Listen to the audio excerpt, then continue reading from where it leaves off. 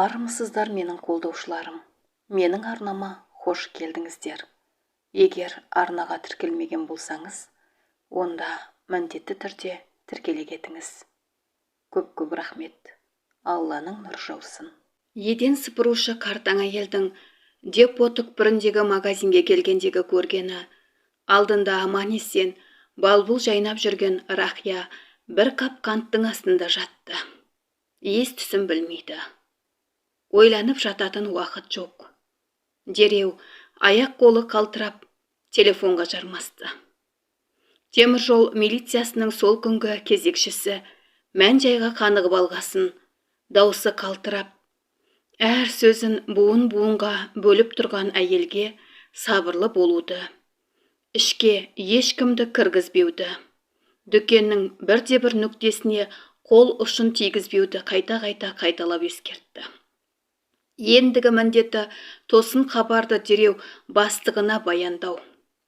Жедел құрылған оперативті топ бұрын бұл аймақта көз көріп, құлақ естпеген сұмдықтың үстінен шықты. Дені қатты қылмыскер сатушы қыздың қос қолын артына қайырып көйлегінің белбеуімен байлағанда, басындағы беретін аузына тығып, бір қап қантпен бастыра салған. Қыздың бет-жүзі, басы қан ба, күлдіреп күйіп қалған ба, қапелімде адам айырып болмайды. Мұздатқыштың үстінде қан жұққан асқана пышағы жатты. Милиционердің жіті назары бұдан басқа қабырғаға шашыраған қан дағы мен қыздың кеудесін басқан қаптың әр жерінде теңгедей болып ойылып қалған тесіктерге түсті. Бұдан артық не істесін жауыз деп түйді аға лейтенант Аманжол Алдабергенов, ереуілдеген жан күйзелісін әрең тежеп. Мынау ненің дағы? Күкірт қышқылы болмасын. Болса болар, ойып түскен екен. Бетіне де шашқанау деймін. Аманжол серіктеріне шұғыл бұрылды. Сен екеуіңе жауынгерлік тапсырма. Осындағы вагон, локомотив деполарын, электр станциясын, жабдықтау қоймаларын зерттеңдер. Күкірт қышқылы қайдан алынды?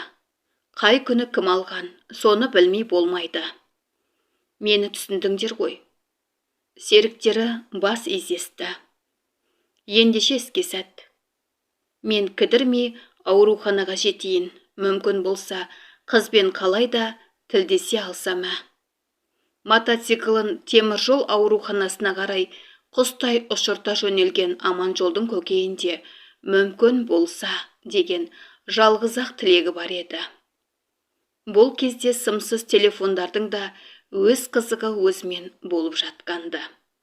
Біреулер өзді-өзін мұндай сұмдық біздің депода болмайды деп сендірсе, кейбіреулері қарсы дау айтты. Кім біледі, біреудің ішіне біреу кіріп шығып па? Қаныпезерлер қай кезде де болған, десті. Депоның жықпыл түкпірінде магазин барын сырттың адамдары білмейді. Не де болса, өз ішімізден келдау дегендей жорамал айтқандар да болды.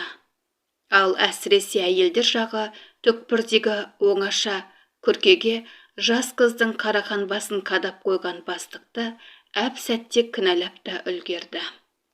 Тіс қаққан сатушыны қоймай ма? Тәйт десең қалтырап қоя беретін үкідей баланы қалай осында жіберген? Позор деп күйінді жасы еңкейген көзілдірікті кісі. Құдай-ау, бұл шіркіндерге не жетпейді екен? Бүгінгідей нан тепті күнімізге жеткенше бидайды айтасыз. Сұлының кебегіне зар болған шағымыз талай діңкелеткен еді. Сонда да арымызды аяққа басқанымыз жоқ еді ғой. Біз сонда сол кездегі ауыртпалықты кімдер үшін көрдік, кімдер үшін? Бүгінгілер үшін көрдік емес пе? Ел аман, жұрт тынышта қандай ғана нағылеттің тұқымы болды екен, жер үстіне сыймай жүрген. Темір жол ауруханасына асығыс келген аға лейтенант хирургия бөлімінің 9-шы палатасына кіріп, Жәбірленген жанмен тілдесу үшін дәрігерлерге жалынғанда болғаны 2-ақ минутқа мүмкіндік алды. Оны да әрең дегенде, өйткені сөйлесе алар мекенсіз, деді кезекші дәрігер. Тәуекел деп көрелікші. Уақыт қылмыскердің пайдасына шешіліп барады. Кешігу мен үшін елсізде жалғыз қалумен бірдей. Ақ қалатқа қолы әрең жеткен милиционер дәрігердің қаталдығына палатаға кіргесін көзі жетті. Өз көзіне өзі сен алмай тұр. Байғұс қыздың басын қабат-қабат ақ дәкемен көзіне дейін таңып тастаған.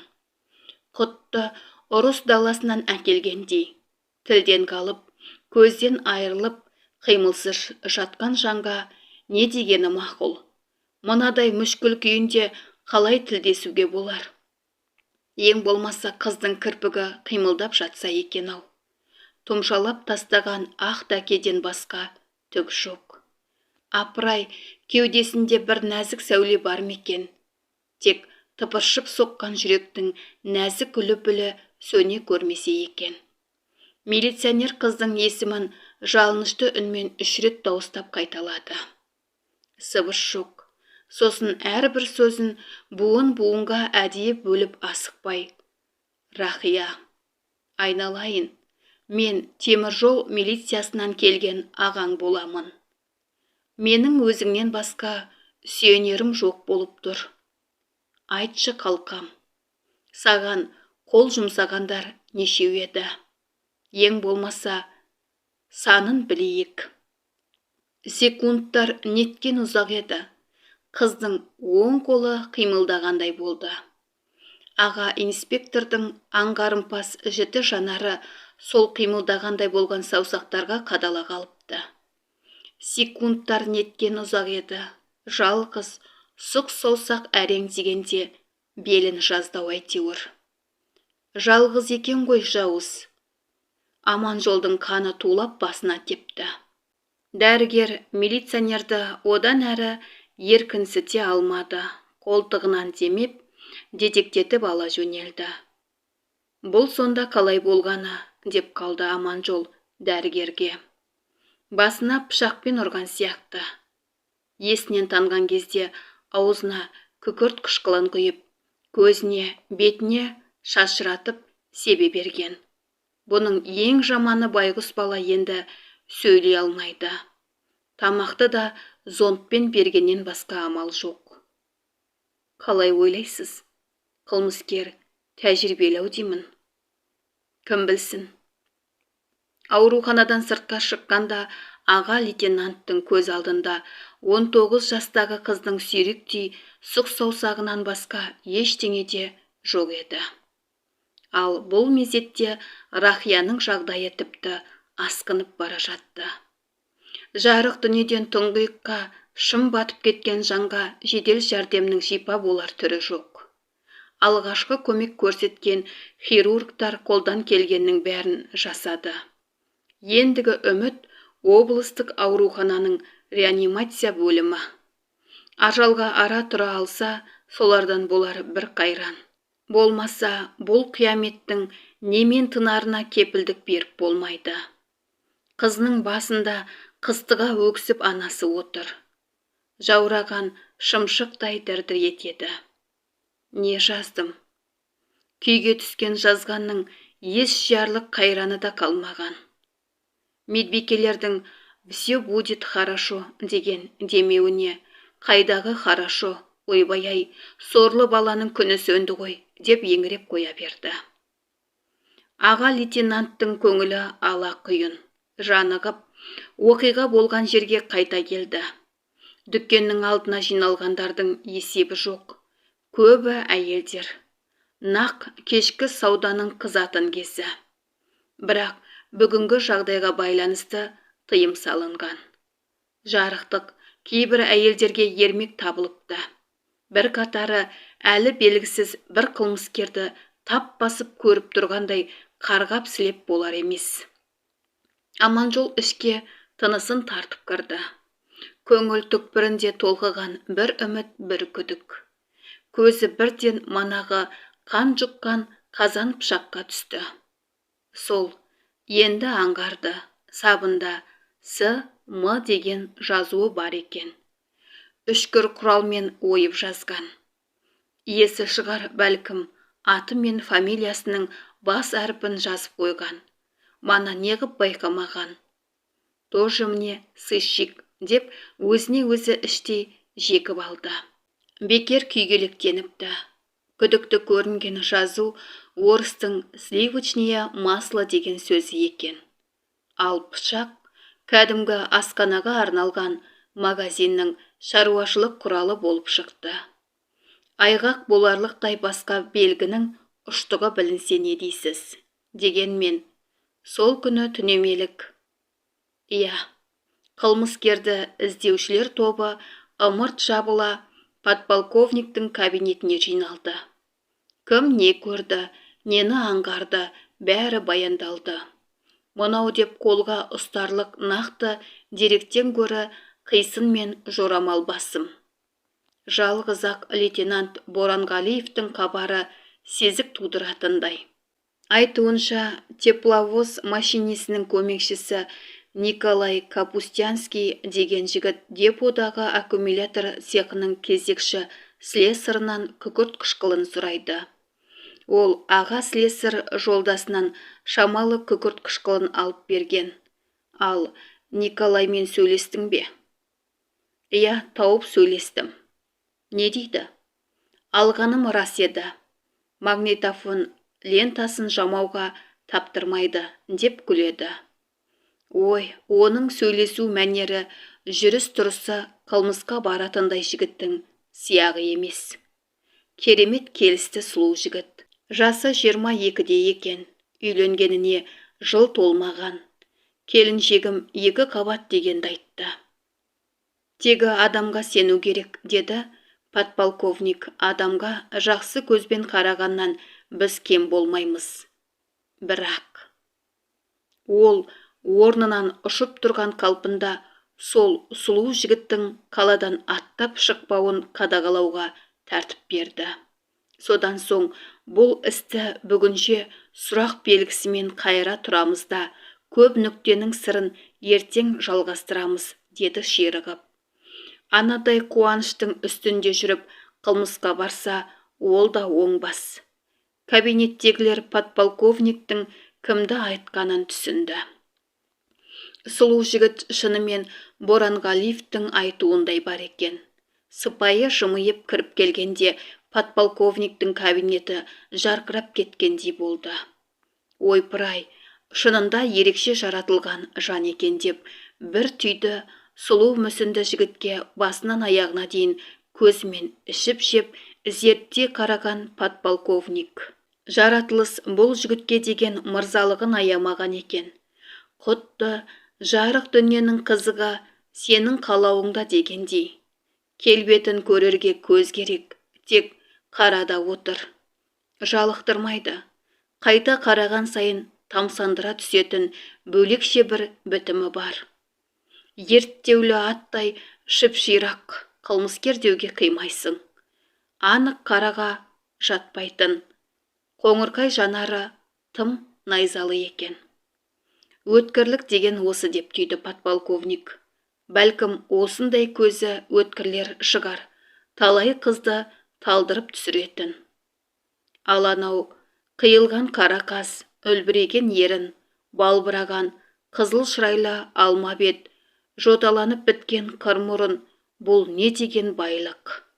20 ғасырдың жігітіне бұл аз байлық емес. Қысқа тіл қатысудан кейін бар билікті подполковник Аманжолдың еркіне берді. Тергеу басталды. Аға инспектор жұмбақ жігітпен бетпе-бет отыр. Оны жазықты санап қылмыскермен қатар отырғызудың өзі күнә сияқты. Бірақ амал жоқ. Бәріне кінәлі тергеуші емес. Күкірт қышқылы болып тұр. Сондықтан ұрымталда құйтырқы сұрақтар беріп көреді. Адам тағдыры ойыншыққа, ебін тапқандардың ермегіне айналмауы керек. Алайда кісіге шындап қарағанда Көзінің сұғы найзадан бетер қадалатын мына бұлтты жігіттің алдында тергеушінің жүзі шыдамады. Оның мырың-дырың сұрақтарымен ықтыра алмасын білді. Аса байсалды, барынша маңғаз, айтарын ойланып, қисынды логикамен айтады. Ендігі амал тек қана айлаға көшу. Тергеуші осы ниетпен темекі шегуді сылтауратып сыртқа шықты. Жүректің қыжылын ширатылған көк түтіннің ащы уытымен басып алғасын ішке екпіндей кіріп келіп, Капустянский, осы оқиғаны кімнен, қашан, қалай естің, деді бастырмалатып. Жігіт те орнынан тұра берген. Отыр, деп ақырып қалды. Қайтер екен дегені. Жоқ, Капустянский қаймығатын емес. Қызық екен, деді күлімсіреп. Сол күні жұрттан естідім де. Аты жөні бар ма, жұрттың? Сіз өзіңіз қалай естісеңіз, мен де солай естім. Басқа айтарың жоқ қой. Не айтуым керек? Алғашқы күні аға инспектордың басы қатты. Мына сұлу жігіт алдыратын емес. Қотты қамал тас қамал. Енді осы арбасуды қоя тұрып, бұның келіншегінің дос жарандарымен тілдескенді жөн көрді. Кім біледі, бір сырдың ұшы шығып қалуы мүмкін ғой. Үмітсіз сайтан болсын. Тоқта, бұл жігіттің үйіне неге соқпаймын? Келіншегімен танысқалы түскен суреттерін неге көрмеймін? Тоже мне сыщик. Барды, сөйлесті. Фотоальбомда ала алмай жүрген ақысы бардай ақтарып шықты. Танаудың астында қиылған қияқ мұрт. Одессада да солай түскен. Ленинградта да солай түскен. Қайненесі абыржып отырып, күйеу баласының өзіне әп-әдемі жарасып тұратын мұртын осы бірер күн шамасында қырып тастағанын айтып салды. Әрине, ол кісінің ойында дәнеңе жоқ, өзі де, қайын атасы да күйеу баласына шық жуытар емес. Тергеуші кідірместен облыстық ауруханаға келді. Реанимация бөлімінің дәрігерлері Рахияның бетін бермен қаратыпты. Сөйлей алмағанымен қимылға келген, бірақ көзі әлі таңулы екен. Рахия, айналайын, саған қол жұмсаған жігіттің мұрты барма еді. Қыбырсыз шалқасынан жатқан қыз иә дегендей басын изеді. Сұлу жігіт пе? Тағы басын изеді. Енді не тұрыс? Тергеуші кетерінде қашан келеге келеді деп сұрады дәрігерден. Енді бір жетіде зондтан құтылып қалар, өздігінен тамақтана алатын халге жеткесін. Глазнойға сосын лорд отделениеге ауыстырамыз. Тағы да өткендегідей кабинетіне екпінде кіріп келген бойда Капустянский, сенің мұртың қайда, деді айқайлап. Жігіт орнынан тұра бергенді. Отыр, деді дәл өткендегідей жекіріп. Сіз оны қайдан білесіз? Білем, қашан алдың? Есімде жоқ. Ал мен білем. Сен мұртыңды сол қылмыс болған күні түстен кейін алдың. Сондай сұлу мұртты көзің қиып қалай отадың, ей? Жігіт үндей алмады. Басын шайқай берді. Бұрынғыдай емес. Тергеуші енді әруақтанайын деді. Күдікті қарсыластың белін сындырмағанымен жүзін жастқан секілді көңіліне. Ара тұра ойын келтіріп, ақырып жекіріп те, жұдырықтап та алды. Енді қалай мәйменкөлеуі керек пе? Күдік торына іліккен пендеге тік келіп, көзінің отын алып қоймаса, несіне тергеуші болып жүр? Дөрекіліктің де керек жері осындайда. Арбасар адаммен бетпе-бет келетін тергеушінің басы ашық бір табан тірері шатақсыз шындықты індетіп бағады. Бірақ сол шырақты шындықтың түп қазығына жету қай кезде оңай болған. Адамдар әмәнда әр қилы пиғылмен күн кешіп келеді. Сондай қым-қиғаш, шым-шытырық бұрылыстар мен құрылыстардың арасынан жол тауып көр. Сондықтан тергеу кезінде кейде әдейі дөрекілікке барса, кейде кәдімгідей артист болып ойнап шығуға тура келеді. Қызмет орайының осындай құйтырқылығына алаңсыз беріліп кеткен кезде тергеуші жазған біреулерге шектен тыс мейірімсіз боп көрінер. Кейде ішінде не қилы құпиясы қайнап жатқан бітеу бүйректей елестер. Иә, біздің кешкен бұл тірлігімізге жабдан көз не десе де сияды, деп бір сала ойын қайырғандай болды. Мынау шырайлы беті жылтыраған жігітке қадала қарап отырған қалпы. Түсінемін. Сені мен түсінбегенде кім түсінер дейсің? Тап осы қазір сен де мені жақсы көріп отырған жоқсың. Жек көрсең қайтейін. Сыртымнан түгімнің тікірейгені болмаса, менің де жетісіп отырғаным шамалы. Нансаң, ішім әлем-жәлем. Сен бұған сенермісің, сұлу жігіт? Құдіреті тасыған уақыт пен кеңістік екеумізге ермек тауып берсе, арбаспай қайтеміз енді. Сен ішіңді ашпай қасарыстың. Мен жазған қалай да ашамын деп әлектендім. Әлектеніп әлі отырмын, міне. Ау, жарық дүниенің сиқырлы сәулесіне саусағын жайған бір қызыл гүл күн ашық та жазықсыз жапа шексе, менің аянарым қайсы? Айтшы, сен егер шынымен сүттен ақ судан таза болсаң, несіне бұлтақтайсың? Байқа бала, бекершілік болып жүрмесін. Жап-жас басыңмен бұлтақтағанда қайда қашып құтылмақсың? Адалдықтан аттамасаң, ақталарсың. Ал бетің ары кеткен болса, не шара? Өз обалың өзіңе дейміз де. Қалай уқылегенін Аманжолдың өзі де аңдамай қалды. Мына аңдасқан ант тұрғанның алдында неге уқыледі? Өзіне де жұмбақ, көкірегін қарс айыра күрсінетіндей шаршаған жоқты. Ешкіммен алысып жұлысқанда жоқ, сірә бұны қажытқан сан сапалық ой салмағы шығар. Ал бірақ осы тосын серпілістің өзі Капустянскийге шатысқан электр сымының жарқылындай әсер етті. Ол жанарын жылдам-жылдам жыпылықтатып жіберіп, артынша тергеушіге бақ жиып қарап қалды. Несіне таңданасың, деді оған бұл. Керісінше, менің жүйкемнің жұқарғаны сенің пайдаңа шешілмей ме? Не керек, бұл жолы да арбасу аз болмады. Екеуі әрі қажасты, бері қажасты, алайда ақиқаттың ауылы бұл ыңғайда тұманнан айығар емес. Бір үміті мұрт болып еді, оның да қисыны келмеді. Ақыры мұртта тұрған не бар? Қашан алады, әркімнің өз еркі өзінде емес пе дегенге сайды бір ойы. Мен сірә бұның сол жағынан шығып тұрған шығармын.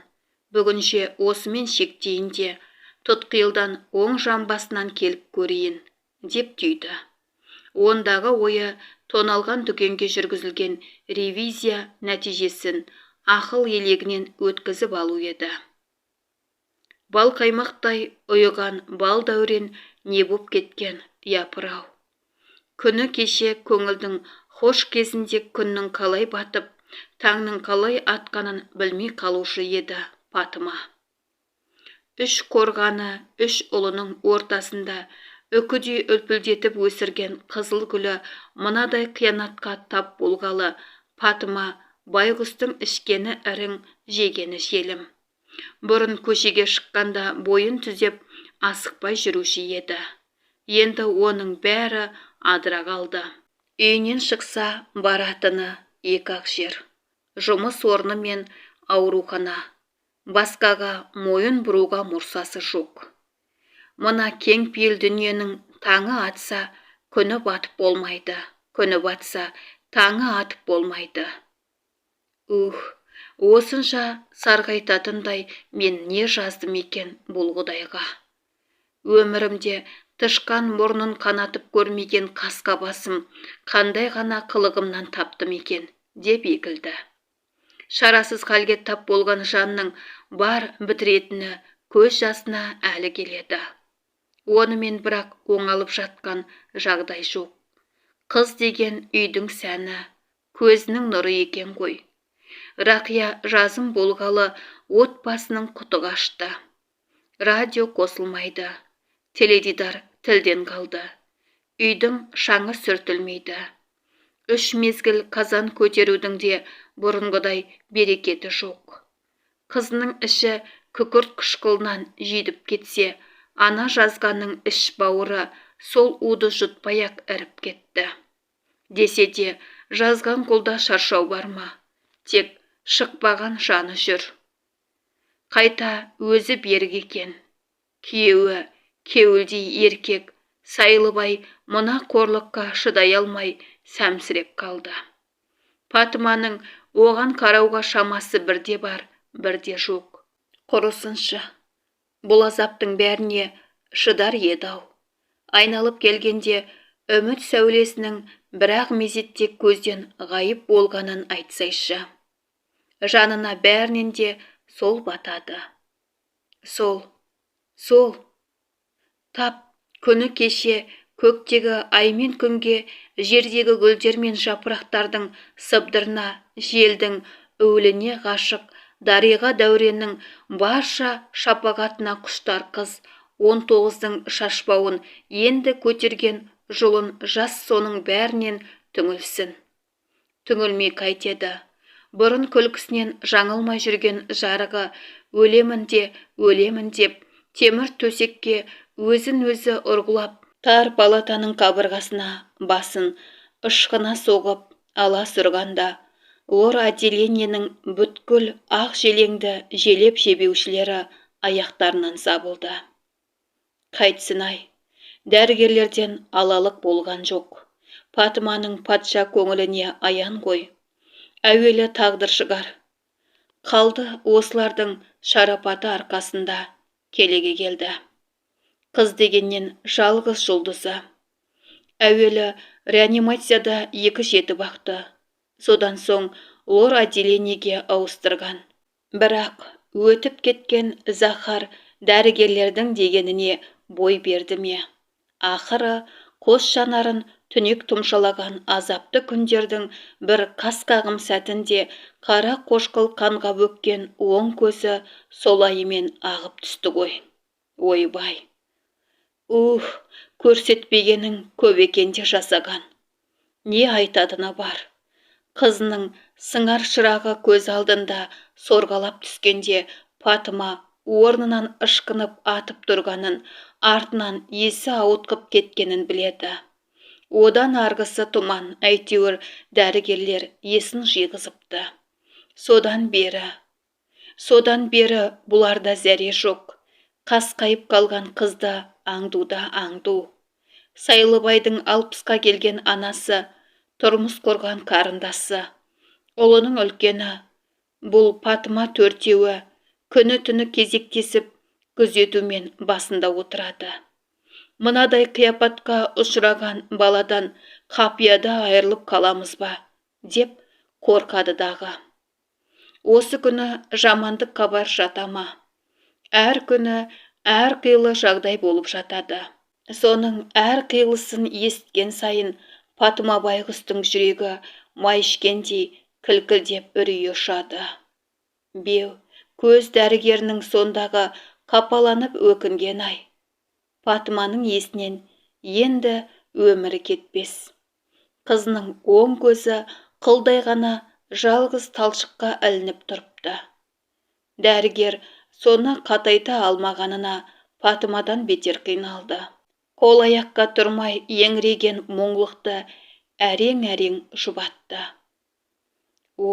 Келешегі кең дүние-ау. Сенің құдіреті құшағыңда асыл жүректі адамдардың күн шуағында жүріп, менің қарашығым мынадай жағдайға қалай душар болды. Баяғыда көпті көрген үлкендеріміз жас кезіңде жақсы тілек тіле, тілегің қабыл болады. Шау тартқан кезінде құй түлеме, шығар тауың белгілі деп отырушы еді. Сол айтқандары шынымен рас болса, мынау айдай әлемде жүрек жарды бір әділдіктің шырағы сөнбес болса, менің қызыл гүлімнің жас тілеуі қайда қалды? Маматайым-ай, бетім де жөнделер, мұрным да орнына келер-ау. Тек көзімнен қалмасам екен, көзімнен деп, дыбысын шығаруға да әл керегіп, сыбырлаған үні құлағынан кетер емес. Фатыма солқылдап тұрып өксіді. Рақия әрең-әрең сыбырлады. Мама, неге жылайсың? Жыламашы. Жылағаным жоқ күнім. Сол көзімнен үміттімін ғой. Көкем, көкем. Неше күн, неше түн санамен сарғайып меңзең халде жүдеп жадап жүрген мұңды ананың жүрегі жылап қалды. Үмітің жансын қолының, деп еді сонда. Тәңірден үнсіз жалбарынып тілегені сол болды. Ендігі тілері де сол еді. Аға тергеушінің кабинеті. Ішке Капустянскийдің жалғыз өзін отырғызып қойған. Айналуға келмейтін аядай кабинетті тылсым тыныштық жайлаған. Осы қазір бұл бөлмеде жалғыз шыбынның ызыңы естілсе, Капустянский қуанған болар еді. Осындайда үрей шақыратын тылсымның тыныс тарылтар қыспағында булыққан жігіттің жау жүрегі жиі-жиі қағатын болған. Ал сыртта кең тынысты ауаны сіміре жұтып аға тергеуші тұр. Жай тұрған жоқ. Кезекті шабуылға шығар алдындағы әдетімен Қазақстан сигаретінің ащы түтінін құшырлана сорып ағыл-тегіл бұрқыратып тұр. Бұның аты іштей ширығу деген болады. Ол қазір санаулы секундтарда аңдысқан жауымен және бір айқасқа түсіп көреді. Бұл сірә ақтық алысуы болар. Осы бүгін тас қамалды қалайда алып тынуы керек. Ол өз кабинетіне өзі алыстан жеткен жаушыдай арқырап кірді. Капустянский, сен біттің. Сенің мойныңа 5 миллион сом мінді. Сонымен сенің саудаңды тындырды олар. Капустянскийдің көздері бақырайып кеткен. Белінен шойырылып қалғандай керелеңдеп әрең көтерілді. Қайдағы 5 миллион, деді даусы тарғылданып. Аспаннан періште тастаған жоқ. Сен тонаған магазинге ревизия жүрген. Сен сияқтылардың талайын індетіп қармағына қапсыз түсірген ревизор мойныңа 5 миллионды ілді. Актісі қайда? Міне, міне.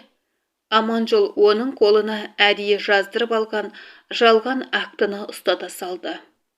5 миллион. Мынадай сорақы цифрға көзі тұнған Капустянский ах деп қалш-қалш етті. Бұл сатушылардың сиқыры ғой, бәрі жалған. Жалған ба, шынымен? Я. Онда шыныңды айт. Қанша алып едің, деп ақырды Аманжол. Артынша даусын жұмсартып, ақылшы ағасындай іші бауырына кіре сөйледі. Сен ақылсыз болмасайшы. Сен мұнда жалғызсың ғой. Әке-шешең туған туысың бәрі Ресейде ғой. Қазір сенің қасыңда менен басқа серігің бар ма? Құдай-ау, шыныңды маған айтпағанда кімге айтпақсың? Қасарыспай кісілікке келсеңші. Қанша алып едің? Алғаным миллион емес. Капустянскийдің қос тізесі дірдір етіп, буынынан айырылып қалған еді. Бойын билей алмай бара жатқасын орындығына еріксіз сылқ етіп отыра кетті. Құдай ақына, мен миллион алған емеспін. Құдай ақына, 5 миллион дегенді өңім тұрғай түсімде де көрген емеспін. Анамнан туғалы, анамнан. Тергеушіге керегі де осы еді. Анаңның садағасы кетсін сенен. Обай құсты тықпалама. Біз екеуміздің мына қарғысқа ұшыраған ісімізге. Шешең сорлының құлағын тыныш қалдыр да, қыздың алтын сақинасы мен күміс сырғалары қайда, соны айтмаған. Таңданғаннан Капустянскийдің тынысы тоқтап қалғандай болды. Біраз үнсіздіктен кейін тергеушіге сүзіле қарап: «Қайырымды аға, лейтенант, сіздің бұныңыз қалай? Қызды өлді дегеніңіз қайда?» деді талмаусырап. Мен бұл мәселеде сауатсызбын ғой. Өлді деп жүрсем тірі екен. Қайтейін, обалың дәрігерлерге болсын. Қыз байғұс қалай екен? Падалец, қалай болатын еді? Жүдә керемет жасағансың. Жер бетіне сұлу қыздар мен ақылды әйелдер симай кетіп еді. Сол сенің көзіңе көп көрінген ғой. Қалай болсын? 19 жастағы бір періштені пенсияға шығарып үлгердің. Осының үшін біз саған не айтқандаймыз? 100 жаса дейміз бе? Жүдә барау, осы сен болмағанда жапырағымыз жайқалып, әлемнің тұтқасына ие бермей мұңғырып бара жатқан ел едік. Жүдә жақсы еттің. Енді болмағанда, мына ең жайсанда сізге жалынамын. Сізді ең жақыным санап өтінемін, деп Капустянский еңіреп қоя берді. Жақсылығыңызды өле-өлгенше ұмытпайын. Алдыңыздағы протоколға қылмысын бірден мойындады. Болған жайды өз еркімен айтып берді, деп жазғайсыз. Қайырымды аға лейтенант, сізге жалынамын. Ең жақынымдай сеніп өтінемін. Сот соңына осыны ескертетін болса екен, мен бар шындықты жасырмай айтып берейін. Капустянский, падалец, мен үшін айтпа, өзің үшін айт, білдің бе? Жасаған жақсылықты өле-өлгенше ұмытпайтын кескініңді көрсеттің. Онандағы сорлы қыздың ақшасы қайда, соны айтмаған. Үйде қағазға ораулы, туалетте тығулы тұр. Ал алтын әшекейлері ше? Серванттың ішіндегі фарфор ыдыста. Үйдегілер біле ме? Жоқ, олар білмейді. Аға тергеуші қатардағы 2 милиционерді жедел шақыртып алып, сонда жұмсады. Олар кетуіне Капустянский тағы жалбарына бастады. Қайырымдағы лейтенант, сізге жақында жарық дүниені көруге тиіс тұңғыш сәбиім атынан жалынамын. Құдай үшін. Сол шарана үшін сіз мені қылмысты істер кодексінің 75-ші немесе 88-ші статьясымен айыптай көрмеңіз. Құдай үшін. Тұңғыш перзентім үшін жалынамын. Мені 93-ші статьямен айыптасаңыз да, олқы соқпас. Құдай үшін. Қайырымды аға лейтенант, менің анау сәбиім үшін жалынамын. Даня, бұл сен бісің? Жұмыс столында бұрқыраған көп қағазға көміліп отырған Аманжол қарсы алдында қаралы жаннан бетер қамығып келіп тұрған келіншекке шынымен таңырқап тосыла қарады. Иә, мен. Бұрын бұл кабинетке бас сұғып көрмеген періштедей көрікті бикеш орындыққа отырар-отырмастан еңіреп қоя берді. Тергеуші орнынан ұшып тұрды. Даняның бұл келісі тосын келіс. Заң адамы көтпеген жүздесу. Бәрі түсінікті. Жаны күйзеліп жүрген пақырдың еріксіз егілгеніне таңырқағаны болмаса таңданған жоқ. Сондықтан онсыз да жүйкесі босап отырған жанды жылы сөзбен жұбатуды дәл осы мезетте орынсыз көрді. Алдарқатқандай көрініп керегіне. Елгезек болу тергеуші табиғатына да жат емес. Мынадай жарқыраған сүйкімді жанға кішілік көрсету бұларға да жарасады. Бірақ бекерге мүсіркеген болармын деп тосылды Аманжол. Әбден жылап болсын, өзегін өртеген ызасы мен булыққан назналасын ақтарып тыншысын. Табалаушың біз емес, қай кезде де қамқор болуға бармыз. Тергеуші Даняның осы сергелден басталған аз күнде-ақ жүзінің жұбау, тіпті солғын тартып, соншалық тез өзгергенін енді аңғарды. Аманжол жайымен қозғалып, терезе алдына келді. Сыртта көктем. Бірер күн нөсерлетіп өткен жауыннан кейінгі қала аспаны жарқырап кетіпті. Жоны қызынған жердің буы білінер білінбес бұлдырап көрінеді. Жаңарып бүршіктене бастаған ағаштардың сылаң бойына шымқай жасыл өң жүгіріпті. Қаланы осы араға дейін қақ жарып келіп іргедегі теміржол вокзалына маңдай тірейтін мынау шулы көшеде көгілдір көктем сағымын кешіп, көп дүрмек кетіп барады. Тергеушінің шалымды жанарына Даниядай келбетті келіншектер алдымен ілікті. Әйел заты пысыға, қыстай күн қызуы қытықтай алмаған балтырларын жалаңаштап шыға келгендерін қарашы. Көше бойы бейне бір жарқыраған ақ балтырларға, ақ мойын, ақ бұғақтарға толып кеткен деме. Мезгіл сәніне көз тұнардай. Иә, олар көңілді. Олар бұл көктемді де риясыз пейілмен қарсы алған. Солардан мына Данияның қай жері кем? Ақылы ма, ажары ма? Жоқ, кемсіткен адамның өзі кем. Ақыл парасаты мен кескін келбеті асып түспесе, Құдай біледі, бір мысқал да кем емес шығар. Алайда айтпай келген кесапатқа не лаж бар? Ендігі отырысы мынау. Құтты бұта түбін қорғалаған панасыз торғайсында. Көңілі қаяу, назары пәс. Күні кеше кеудесін асқақ ұстап, аршындап басып жүрген жанарлы жастың осыншалық жасы ғанай. Тергеуші күрсінді. Сол күрсінген бойы есіне әлде бір ұмытқаны түскендей кілт бұрылып, бүгіліп отырған Данияға құлдырай төнді. Айтпақшы, менің көзім алдамаса, атанаңды қуантқан екенсің қоя, деді келіншек бойындағы өзгерісті жаңа байқағанын аңғартып. Кімді келтірдің дүниеге? Гагарин ба? Терешкова ма? Қайсымен құттықтайына, Даня? Еш қайсымен де. Бізге Құдай Юрий мен Валяны жазбаған шығар. Даня әлгіден дебеттер босап егілді. Қойшы, не болды сонша сарқылып? Не болды? Мен сондай сұмырайдан қай бетіммен бала тумақпын?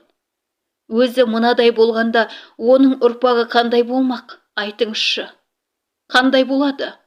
Соңыра не дейм? Әкең кім болды дейм? Сол сұмырайдан не оңды бала туады дейсің? Сіз келіп оны Гагарин мен Терешковаға теңейсіз. Біздікі үміт қой.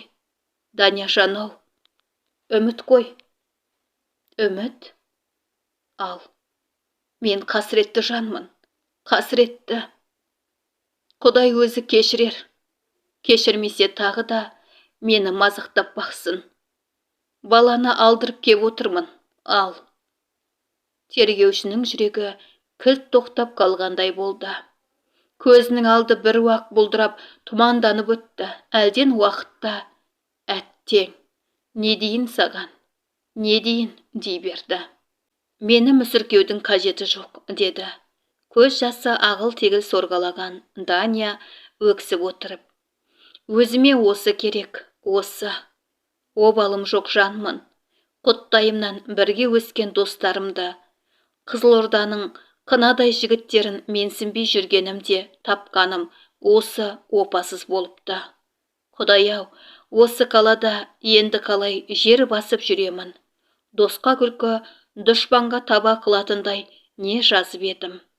Сенсеңіз, елдің бетін көруден қалдық. Әкем де шешем де шықпаған жандары жүр. Иә, дей берді. Бір орнында тұра алмай теңселіп жүріп алған тергеуші. Қылмыс болған күні дүкен алдында көппен бірге күйзеліп тұрған орыс адамы көз алдына келді. Жасы еңкейген, порымды келген көзілдірікті кісі еді. Бүгінгі бейбіт тұрмысты көтер алмай, масыққандардың жат ісіне қамығып сөйлеп еді сонда. Сол кісі осы Данияның әкесі болып шықты. Әкесі де шешесі де осы жердің шаңын жұтып өскен байырғы тұрғындары екен. Тергеу барысында көзі жетті. Ерлі зайыпты екеуінің де бар тілектері депоның ыстық суығында өтіпті. Қылмыскердің осындай қадірлі жандардың қауызынан шыққанын қайтерсің. Көптің көз алдында талай жыл мысқалдап жинаған абыройды бір нағылет келді де ойрандап өте шықты. Өмірде мұндай да кереғарлық бола береді екен-ау. Бұл сұмырай не істеген сонда? Менің миыма дәнеңе кіретін емес.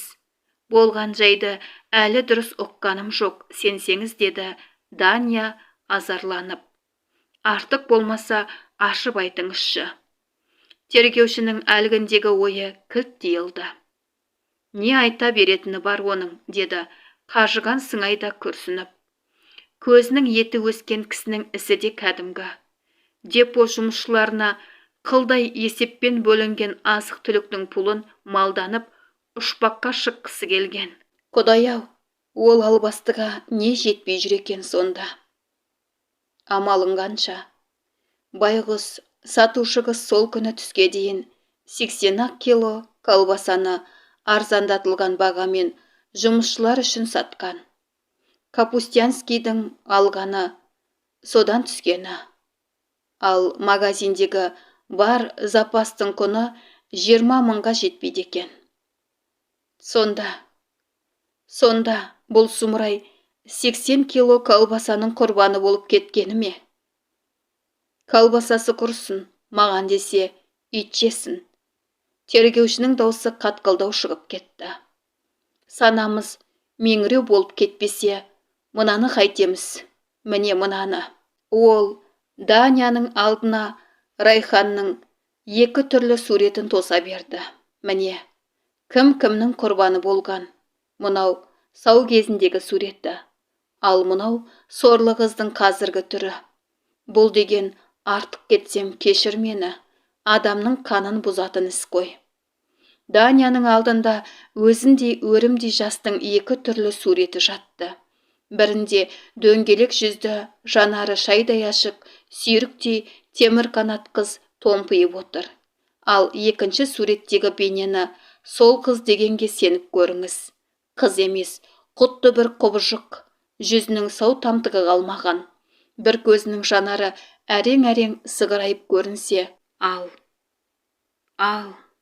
ой, жасаған екінші сыңарының орны үңірейіп қалған ба? Дания біреу бүйіріне біз сұғып алғандай оқыстан ақ ұрып ышқынып жіберді де артынша абылығып. Осы шын ба? Осынысы шын ба? Шынымен осылай болған ба? дей берді. Осы араға онсыз да жүйкесі жұқарып келіп еді. Енді бір жола әл дәрмені біткендей бойын билей алмай қалды.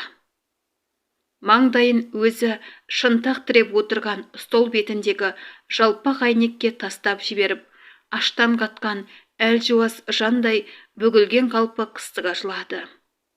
Тергеуші сабыр сақтады. Айнадай жарқыраған кең көзді терезе алдына келіп, сонау төпсіз тұңғиық аспан бедеріне телміре қарап тұрды. Маза жоқ, бір көңілсіздікке бой алдырғандай.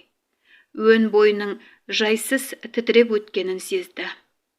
Сыртынан нып-нығыз сабырлы көрінгенімен санасы пері соққандай еді.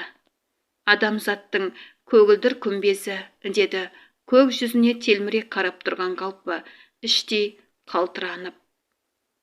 Сен баршамызға бір дейсің-ау, бірақ сенің қауызыңдағы жұмыр жерде не болмай жатыр. Не бір қисынсыз қияметте, не бір жан семіртер жақсылықта болып жатыр ғой. Біреулер жүзі жарқырап, ізгіліктің ізінде жүрсе, біреулер айласын асырып, арамзалықпен күн кешуде. Бір жағының кем-кетігін түзей жүрсең, бір жағының шие шығып жатқан бір тіршілік. Дүние мұнша неге шым-шытырық болды екен. Бұл дүниенің сүттен ақ, судан да таза болатын кезіне қашан жетеміз? Қашан? Үнсіз булығып жылап отырған Дания орнынан сөлекет көтеріліп тергеушіге бұрылды. Бұл да бұрылды. Екеуі жүзбе-жүз келді. Көзі боталап тұрған Дания махаббатқа опасыздық жасаған жан қандай жазаға кесіледі, деді иегі дірілдеп. Бұл тергеуші күтпеген сұрақ болды. Білмедім, Данияжан, білмедім. Тергеуші тынысын тереңнен алды. Менің бір білетінім, Ленин махаббатқа опасыздық жасаған адам мемлекеттік мүддеге де сатқындық жасайды депті бір еңбегінде. Дания көзі ұясынан шығардай бақырайып қатты да қалды. Сол сәт осылай тапжылмай тұрып қалғанды. Іле бойын тез жиып ала қойды. Солай деңіз. Дания келген ізімен кері шегіне берді. Иегі дірілдеп әлдене айтқысы келгендей еді, бірақ ар азабынан өртене жаздап тұрғанда сөзде құтаймайды екен. Ішінен дықтанып, тығылып қалды.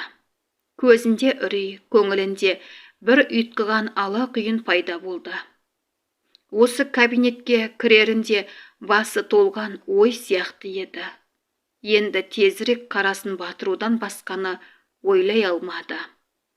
Бұл жерге қай бетіммен келіп тұрмын, деді. Іштей дегбірі қашып. Тергеуші оның жай күйін сезіп-ақ тұр, алайда амалы қайсы. Бар жасаған жақсылығы, машина бар, апарып тастасында, деді жеде қабыл. Рахмет, мен өзім ақ. Не жұмыспен келіп ең, айтпадың да. Не жұмыс болсын. Басым кәңгіріп, тыншым кеткесін сыртқа шығып едім. Аяғым осылай тартты. Жүре беріппін. Сіз кешіріңіз, уақытыңызды бөлдім. О не дегенің? Оқасы жоқ. Жолдас подполковник баяндауға рұқсат етіңіз. Төрде жұмыс столында отырған подполковник баяндамай-ақ қой дегендей ишара жасады. Капустянский ғой. Я, жолдас подполковник. Қолыңдағы істі маған қалдырда, сол оңбағанның өзін алдыртшы. Қазір. Міне, Капустянский де келді. Беті жылтырап тұр. Тек подполковниктің көзі алдамаса, алғашқы кездесудегідей емес. Көз сұғы суықтау көрінді. Мүмкін өзінше неге де болса бекініп, іштей ширығып алған шығар, деп түйді подполковник. Ал, сөйле. Мәскеудің сері жігіті, деді подполковник кекесінді тонмен. Не дейсің бізге? Өтінішімді аға лейтенант ескерген болар деп ойлаймын. Ол қандай өтініш? Статья жайы ғой, жолдас подполковник. Аманжол орнынан көтеріле берген. Бастығы отыра бер дегендей ыңғай білдірді. Хабардармын, подполковник селтиіп тұрған қылмыскерге оқты көзімен қадала қарады. Солай де. Жеңілдік тілейсің.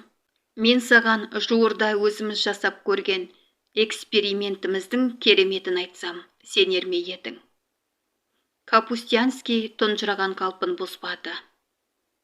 Капустянский кислотаны итке күштеп, искеткенімізде құлап қалғанын көрдік. Тамаша эксперимент, Сен де бізде тамашамыз. Құдай бізді қалай қосқана. Тұнжырап тұрған Капустянскийдің басы кеудесіне салбырап кетті. Подполковник ойындағысын айтып қалуды жөн көрді. Мен сенің әлгіндей тілегіңе пәлен түген дей алмаймын, деді ол, сабырлы әуенмен. Анық білетінім, сендер бар абырой арды жиып қойып, жеңілдік тілейсіңдер. Қолыңмен істедің екен, мойныңмен неге көтермеске?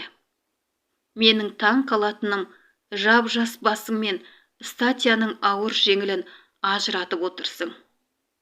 Осының ойға қалдырады. түбің шикі болып жүрмесен етті. Подполковник әдейі тосылған. Бірақ Капустянский тарапынан арын арлап дегенде қарсыласу болмады. Біле білсең, сен өзіңе өзің істеген жігітсің, деді подполковник. Адамның өткенін арашалап шырпыр болуы да кісілікке келетін қасиет ау, деп ойлай отырып. Сенің неден тарыққаныңа мен емес, менен де асқандардың ақылы жетпес. Өміріңнің ең бір қызықты шағы енді басталып еді. Қадіріне жетпедің. Айдың күннің аманында қара бет болдың. Басыңа қонған бақыт құсын басқа ешкім емес, өзің үркітіп алдың. Енді не болды? Эх, Капустянский. Бәрінен де адам келбеті тарих. Ең болмаса, сол тарихқа көзіңді ашып қарамадың ба? Иә, сенің бұл түрлігің басқалардан аулақ. Тек өзіңмен кетсін, деді подполковник, орнынан тік тұрып. Ақыры осылай болғай. Мына аға лейтенант екеуміз бар болғаны тергеушіміз. Біздің міндет қылмысты ашу. Оны орындадық. Ендігісін алдыңнан күтесің. Капустянский тіс жарған жоқ. Тұнжыраған күйінде күзетші милиционердің алдына түсті. Менің қолдаушыларым, назар қойып тыңдағандарыңызға көп рахмет.